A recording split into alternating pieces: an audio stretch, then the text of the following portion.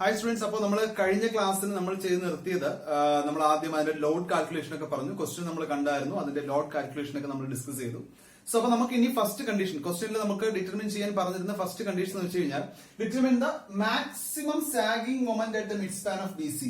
Maximum sagging moment at mid span of B C ആണ് calculate ചെയ്യാനായിട്ട് ആദ്യം പറഞ്ഞിട്ടുണ്ടായിരുന്നത്. അപ്പൊ അതിന് വേണ്ടിയിട്ട് നമുക്ക് എങ്ങനെയാണ് ക്രിട്ടിക്കൽ കണ്ടീഷൻ അപ്ലൈ ചെയ്യാന്നുള്ള കാര്യമൊക്കെ നമുക്കറിയാം. അപ്പൊ നമ്മളിവിടെ ചെയ്യാൻ പോകുന്ന ആദ്യം ക്രിട്ടിക്കൽ ലോഡിംഗ് കണ്ടീഷൻ എന്താന്നുള്ള കാര്യം ബേസ് ചെയ്തിട്ട് നമ്മൾ ആദ്യം ഒരു ഫിഗർ വരയ്ക്കും. അതിനുശേഷം നമുക്ക് ആവശ്യമായിട്ടുള്ള, അതായത് നമ്മളിത് അനാലിസിസ് ചെയ്യുന്നത് അല്ലെങ്കിൽ നമ്മൾ എൻഡ് മൊമെന്റ്സ് നമ്മൾ കാൽക്കുലേറ്റ് ചെയ്യുന്നത് മൊമെന്റ് ഡിസ്ട്രിബ്യൂഷൻ മെത്തേഡ് യൂസ് ചെയ്തിട്ടാണ് നമ്മൾ എൻഡ് മൊമെന്റ്സ് നമ്മൾ കാൽക്കുലേറ്റ് ചെയ്യുക. അപ്പൊ നമ്മൾ അടുത്ത് എന്ത് ചെയ്യും, നേരെ മൊമെന്റ് ഡിസ്ട്രിബ്യൂഷൻ മെത്തേഡിലോട്ട് പോകുന്നു. സോ അതിനുശേഷം എൻഡ് മൊമെന്റ്സ് കണ്ടുപിടിച്ച് ബെൻഡിങ് മൊമെന്റ് ഡയഗ്രം നമ്മൾ വരയ്ക്കുന്നു. ഇത്രയാണ് നമ്മൾ ഇപ്പോൾ ഇവിടെ ചെയ്യാൻ പോകുന്നത്. അപ്പൊ അതിൽ ആദ്യം നമുക്ക് ചെയ്യേണ്ടത് എങ്ങനെയായിരിക്കും maximum sagging moment at B C എന്ന് പറഞ്ഞു കഴിഞ്ഞാൽ അവിടെയുള്ള ലോഡ് കണ്ടീഷൻ എന്താണ് എന്നുള്ള കാര്യം നമുക്ക് ആദ്യം നോക്കാം.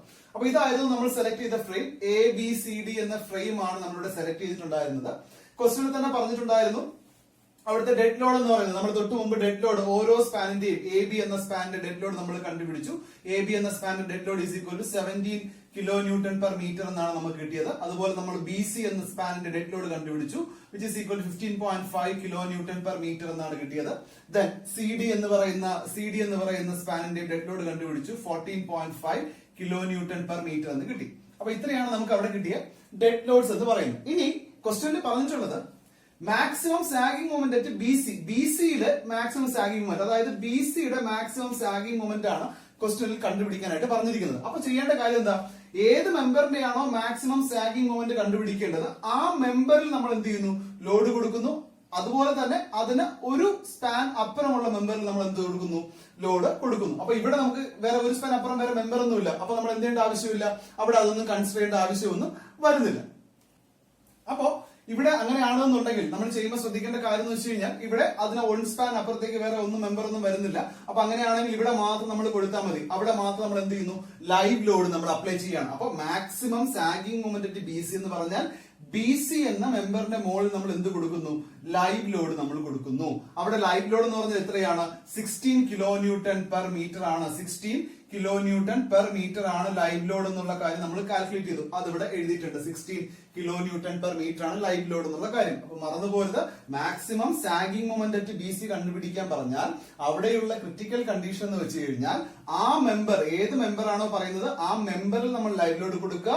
അതിന്റെ വൺ സ്പാൻ അപ്പുറമുള്ള മെമ്പറിൽ നമ്മൾ എന്ത് കൊടുക്കുക, ലൈവ് ലോഡ് കൊടുക്കുക. ഇവിടെ നമുക്ക് അങ്ങനെ കൊടുക്കാനുള്ള ഓപ്ഷൻ ഉണ്ടോ, ഇവിടെ വൺ സ്പാൻ അപ്പുറം ഇല്ല. അപ്പൊ അതുകൊണ്ട് എന്ത് ചെയ്യുക, ആ മെമ്പറിൽ മാത്രം നമ്മൾ എന്ത് ചെയ്താൽ മതി, കൊടുത്താൽ മതി. ശരി, അപ്പൊ നമ്മൾ BCയിലുള്ള മാക്സിമം സാഗിംഗ് മൊമെന്റിലുള്ള ലോഡൊക്കെ നമ്മൾ കൊടുത്തു. അങ്ങനെയാണെങ്കിൽ ടോട്ടൽ ലോഡ് അറ്റ് BC എന്തായിരിക്കും, BCയിൽ ഒരു 15.5 കിലോ ന്യൂട്ടൺ പെർ മീറ്റർ എന്തുണ്ട്, 15.5 kilo newton per metre dead load ഉണ്ട്. പ്ലസ് അവിടെയുള്ള ലൈവ് ലോഡ് എത്രയാണ്, 16 കിലോ ന്യൂട്ടൺ ആണ്. അവിടെയുള്ള 16 കിലോ ന്യൂട്ടൺ പെർ മീറ്റർ ആണ് അവിടെയുള്ള ലൈവ് ലോഡ് എന്ന് പറയുന്നത്. അപ്പൊ അവിടെ ഡെഡ് ലോഡും ലൈവ് ലോഡും നമ്മൾ ടോട്ടൽ കാൽക്കുലേറ്റ് ചെയ്തു. In total 15.5 plus 16 is equal to 31.5 kilo newton per metre നമുക്ക് അവിടെ എന്തായിട്ട് കിട്ടി, ടോട്ടൽ ലോഡ് അറ്റ് BC എന്ന് പറയുന്ന സ്പാനിന്റെ ടോട്ടൽ ലോഡാണ്. BCയുടെ ടോട്ടൽ ലോഡ്, ഇവിടുത്തെ ടോട്ടൽ ലോഡ് എത്രയാ, 17 കിലോ ന്യൂട്ടൺ പെർ മീറ്റർ ആണ്. ഇവിടുത്തെ 14.5 കിലോ ന്യൂട്ടൺ പെർ മീറ്റർ ആണ്. അതിനൊന്നും വേറെ അവിടെ നമ്മൾ വേറെ ലൈവ് ലോഡ് ഒന്നും കൊടുത്തിട്ടൊന്നുമില്ല. ഇനി നമുക്ക് അടുത്ത് ചെയ്യേണ്ടത് നമുക്കറിയാം. അപ്പൊ നമ്മൾ ഇവിടെ മൊമെന്റ് ഡിസ്ട്രിബ്യൂഷൻ മെത്തേഡ് യൂസ് ചെയ്തിട്ടാണ് നമ്മൾ ഫൈനൽ എൻഡ് മൊമെന്റ്സ് കാൽക്കുലേറ്റ് ചെയ്യുന്നത്. അപ്പൊ മൊമെന്റ് ഡിസ്ട്രിബ്യൂഷൻ മെത്തേഡ് യൂസ് ചെയ്യുന്നത് നമുക്ക് ഇവിടെ എന്ത് വേണം, നമുക്ക് ഫിക്സഡ് മൊമെന്റ്സ് കാൽക്കുലേറ്റ് ചെയ്യണം അല്ലെ. ഫിക്സഡ് മൊമെന്റ്സ് കാൽക്കുലേറ്റ് ചെയ്യണം. അതുപോലെ തന്നെ അവിടെ എന്ത് ചെയ്യുക, ഡിസ്ട്രിബ്യൂഷൻ ഫാക്ടർ ഒക്കെ നമ്മൾ കാൽക്കുലേറ്റ് ചെയ്താൽ മാത്രമേ നമുക്ക് മൊമെന്റ് ഡിസ്ട്രിബ്യൂഷൻ മെത്തേഡിലോട്ട് പോകാനും അതുവഴി നമുക്ക് ഫൈനൽ എൻഡ് മൊമെന്റ്സ് കാൽക്കുലേറ്റ് ചെയ്യാനും പറ്റുള്ളൂ. അപ്പൊ ഇവിടെ ചെയ്യേണ്ടത് ഫിക്സഡ് മൊമെന്റ്സ് കണ്ടുപിടിക്കുമ്പോൾ നമുക്കറിയാം, ആദ്യം ഞാൻ എന്തെടുക്കുകയാണ്, MFAB, അതായത് MFAB ഈ ഒരു മെമ്പർ ആണ് ഞാൻ കൺസിഡർ ചെയ്യുന്നത്. MFABയിൽ നമ്മൾ എൻഡ് മൊമെന്റ്, ഫിക്സഡ് മൊമെന്റ് കണ്ടുപിടിക്കുമ്പോൾ നോക്കിയേ, ഈ രണ്ട് എൻഡ് ഫിക്സഡ് ആണ്. അപ്പൊ ഇത് UDL ആണ് ആക്ട് ചെയ്യുന്നത്. UDL ആക്ട് ചെയ്യണമെങ്കിൽ ഞാൻ പറഞ്ഞു ഈ എൻഡിലാണെങ്കിൽ എന്ത് കൊടുക്കുക, -WL²/12. അതെങ്ങനെ മൈനസ് വന്നു, ഇവിടെ വരുമ്പോൾ +WL²/12. അവിടെ എങ്ങനെ പ്ലസ് വന്നു എന്നുള്ള കാര്യമൊക്കെ നമ്മൾ തൊട്ട് മുമ്പത്തെ വീഡിയോ നമ്മൾ ഡിസ്കസ് ചെയ്തിട്ടുണ്ട്, മുൻപുള്ള വീഡിയോകളിലൊക്കെ നമ്മൾ ഡിസ്കസ് ചെയ്തിട്ടുണ്ട്. അപ്പൊ ഇവിടുത്തെ എൻഡ് മൊമെന്റ് MFAB എന്ന് പറഞ്ഞാൽ -WL²/12 ആണ്. കാരണം ഇവിടെ ആക്ട് ചെയ്യുന്നത് UDL ആണ്, യൂണിഫോംലി ഡിസ്ട്രിബ്യൂട്ടഡ് ലോഡ് ആണ്, UDL ആണ്. അതുകൊണ്ട് -WL²/12 ആണ്. L എന്ന് പറഞ്ഞാൽ ഇവിടെ ഈ സ്പാനിന്റെ ലെങ്ത് എത്രയാണ്, 7 മീറ്റർ ആണ് സ്പാനിന്റെ ലെങ്ത്. അവിടെയുള്ള ലോഡ് 17 ആണ്. So -17 into 7² divided by 12 is equal to -69.416 എന്ന് കിട്ടും. -69.416 എന്ന് എനിക്ക് കിട്ടി. അതുപോലെ തന്നെ എം എഫ് ബി എന്ന് വെച്ചാൽ എന്താ, ഇവിടെ -WL²/12 ആണെങ്കിൽ ഇവിടെ UDL ആയതുകൊണ്ട് ഇവിടെ എന്തായിരിക്കും +WL²/12 ആയിരിക്കും. അപ്പൊ അങ്ങനെയാണെങ്കിൽ +WL²/12 ചെയ്യുമ്പോൾ എനിക്ക് എത്ര കിട്ടി, 69.416 എന്ന് കിട്ടി. അപ്പൊ MFAB കിട്ടി, അതുപോലെ തന്നെ MFBA കിട്ടി.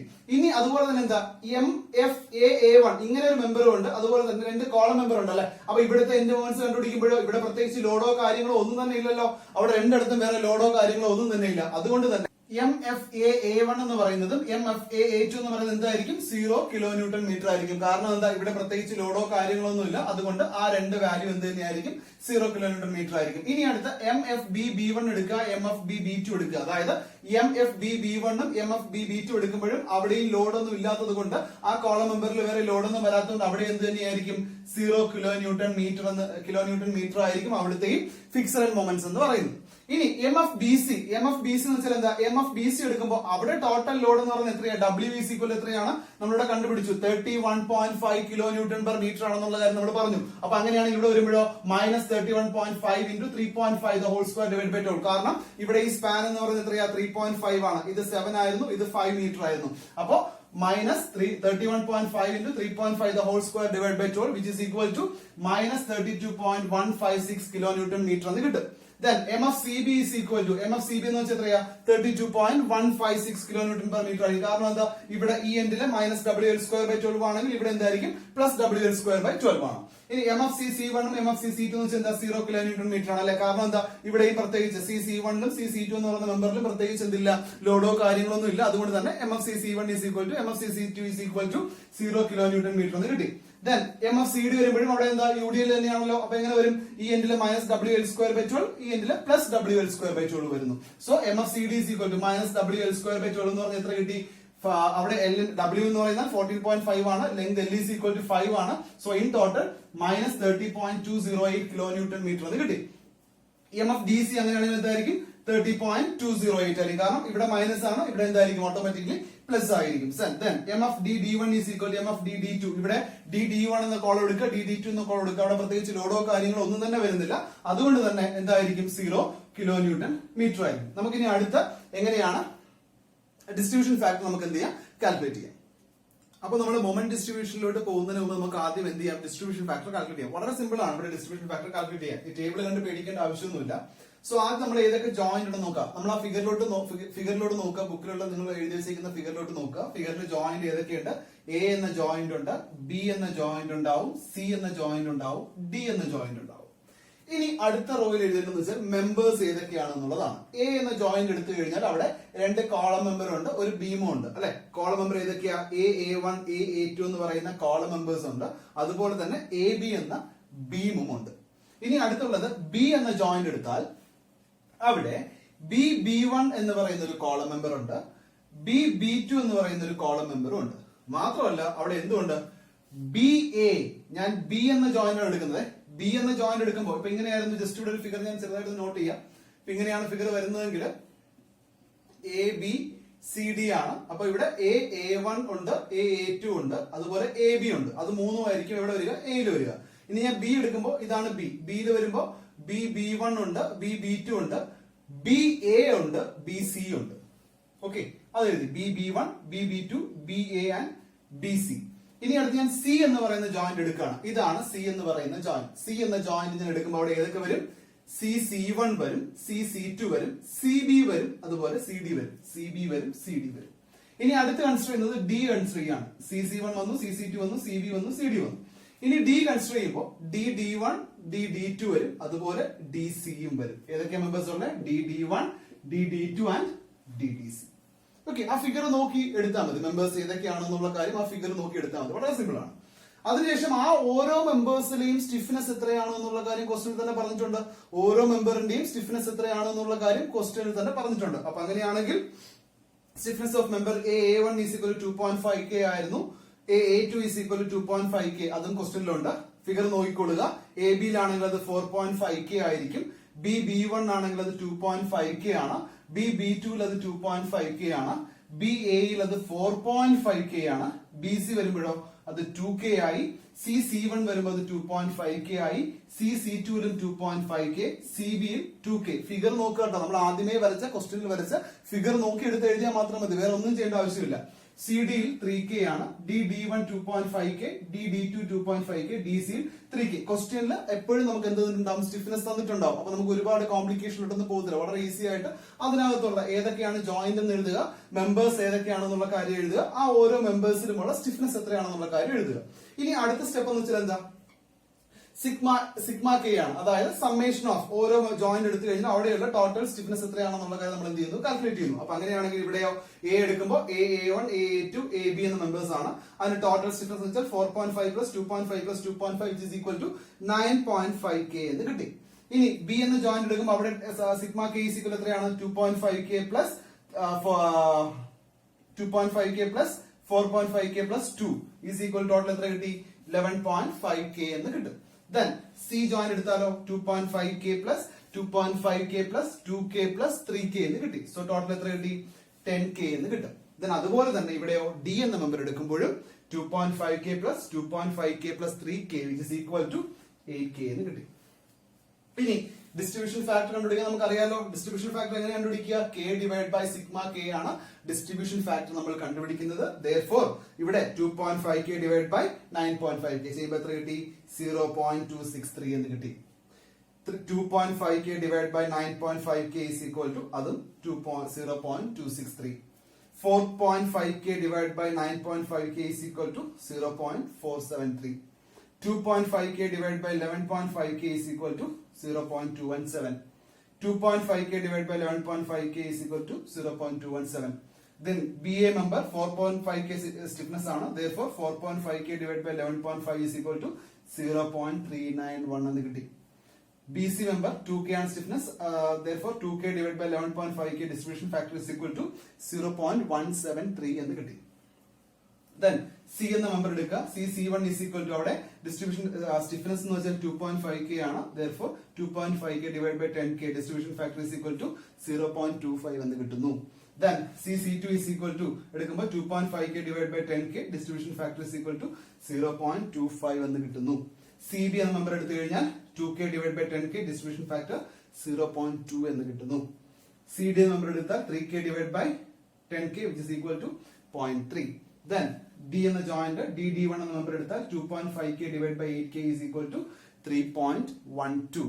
Then D2 ആണെങ്കിൽ 2.5k divided by 8k is equal to 0.312.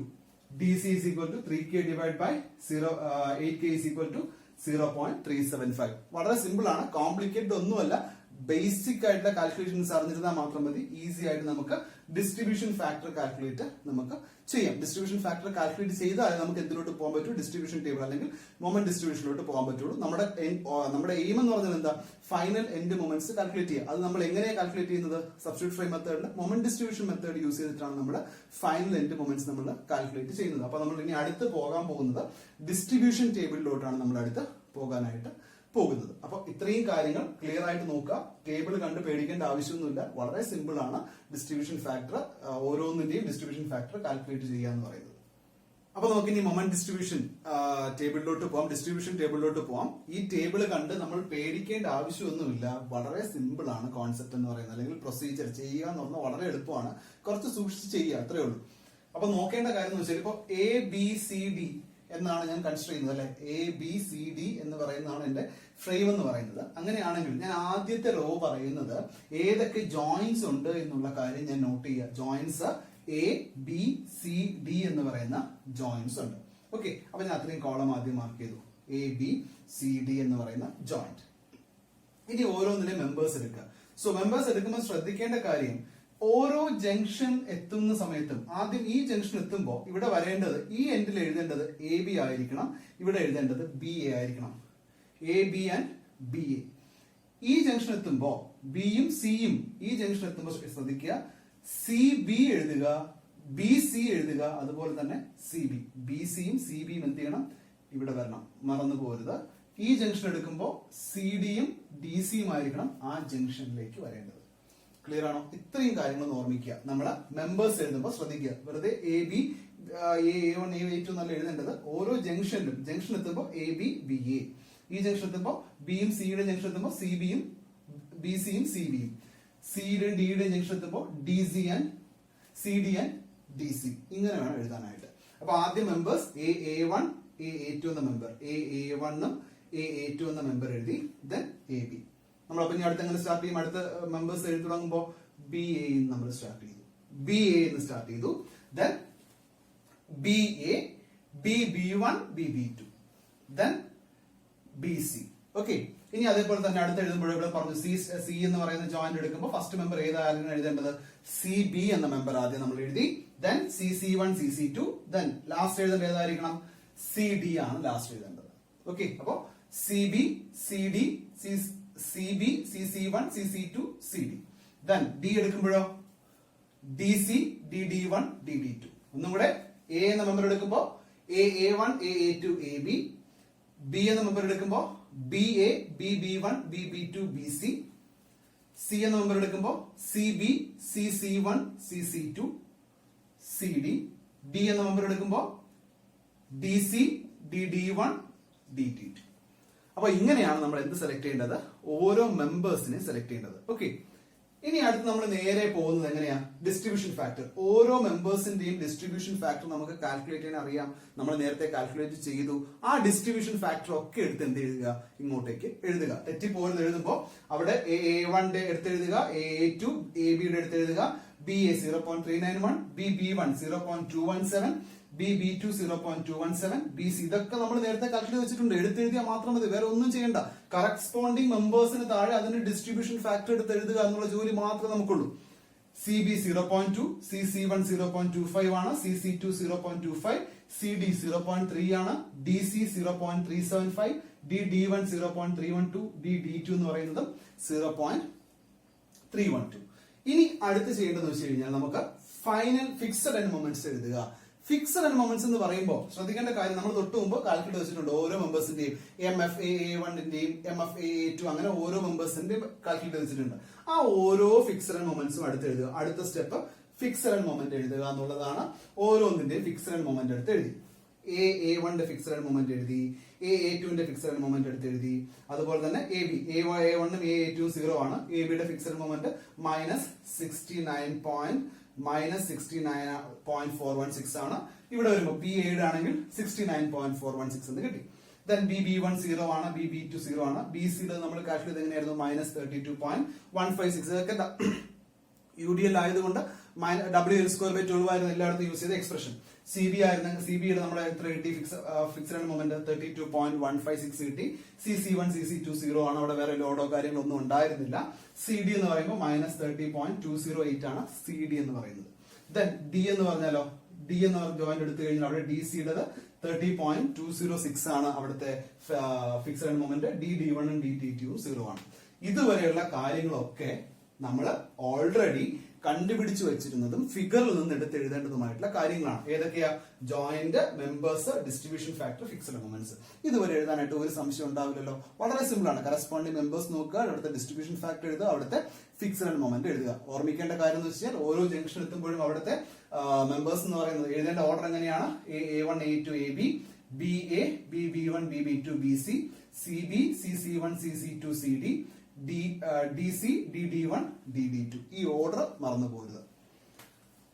ഇനി അടുത്ത് ബാലൻസിങ് മൊമെന്റ്. ബാലൻസിങ് മൊമെന്റ് നമ്മൾ എങ്ങനെ എഴുതുന്നത്? ആദ്യം ഞാൻ A എന്ന ജോയിന്റ് മാത്രം കൺസിഡർ ചെയ്യുക.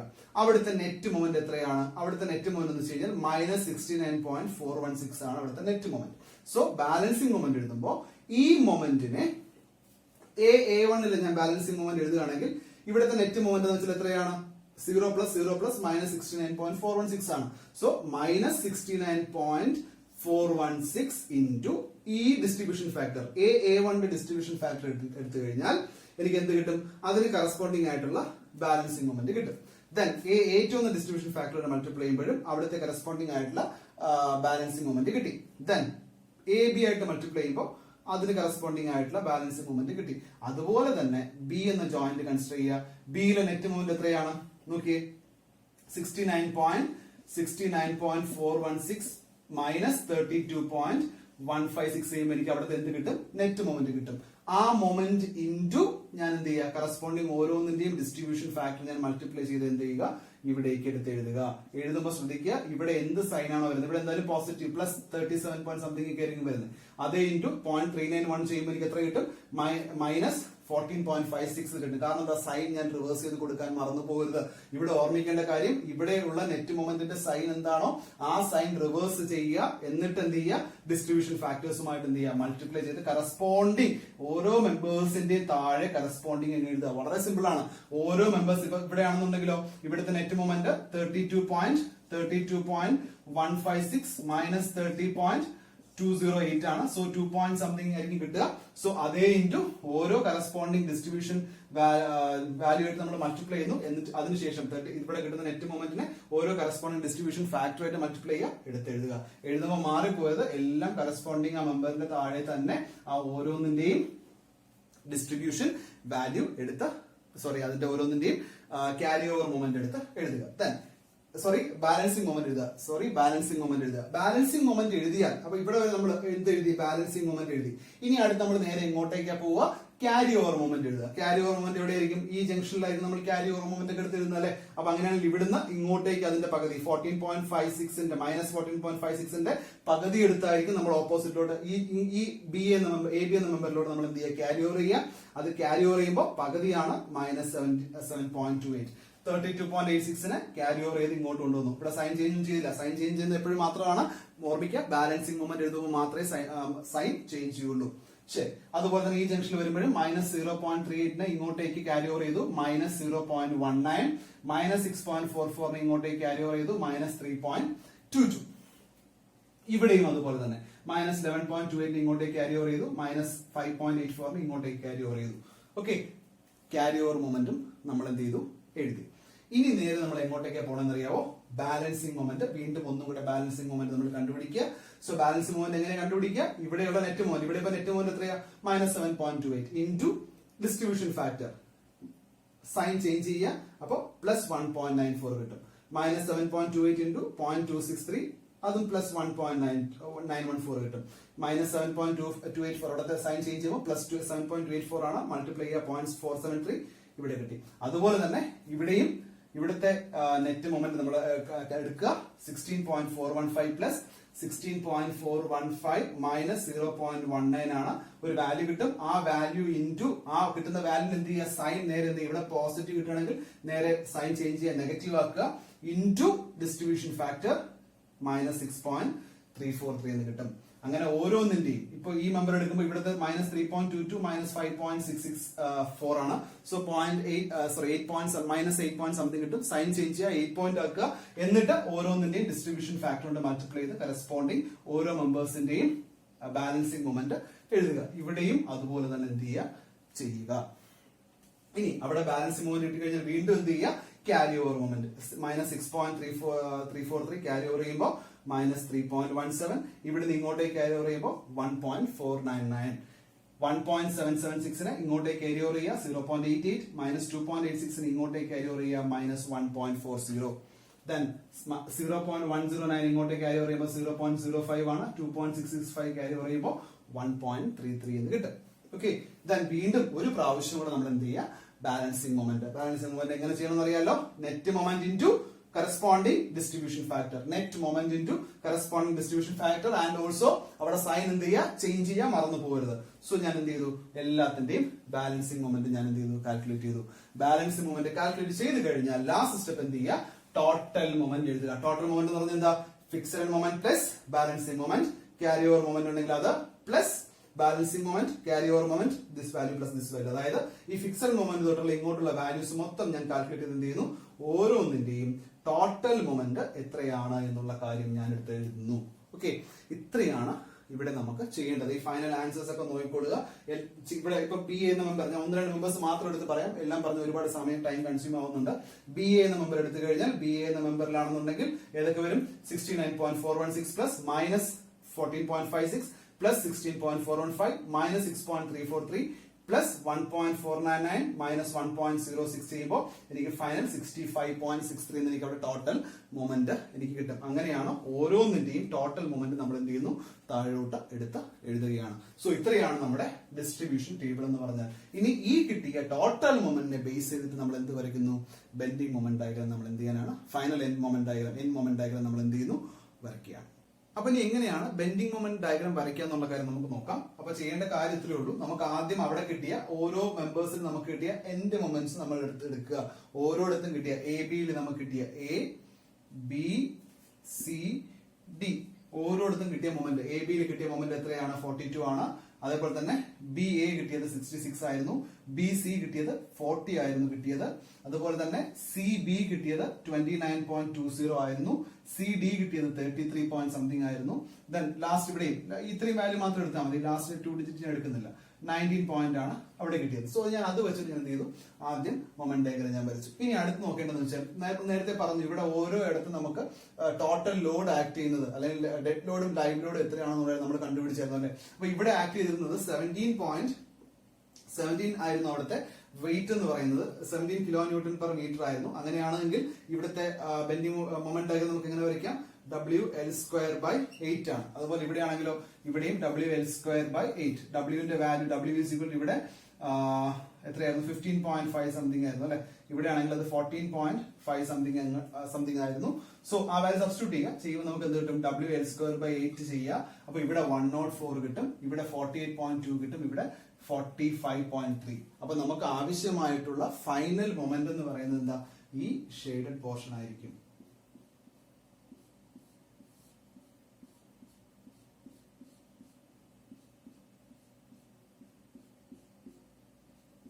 ഓക്കെ, സോ ഇത്രയാണ് നമ്മുടെ ഫസ്റ്റ് സ്റ്റെപ്പ്. നമ്മൾ ആ ഒരു പ്രോബ്ലത്തിലെ ഫസ്റ്റ് സ്റ്റെപ്പാണ് നമ്മളിപ്പോ കവർ ചെയ്തത്. ഇനി ഇതുപോലെയുള്ള നമുക്ക് 4-5 കണ്ടീഷൻ ഇവിടെ നമുക്ക് എന്ത് ചെയ്യാനുണ്ട്, സോൾവ് ചെയ്യാനുണ്ട്. So will move on to the next condition on the next session.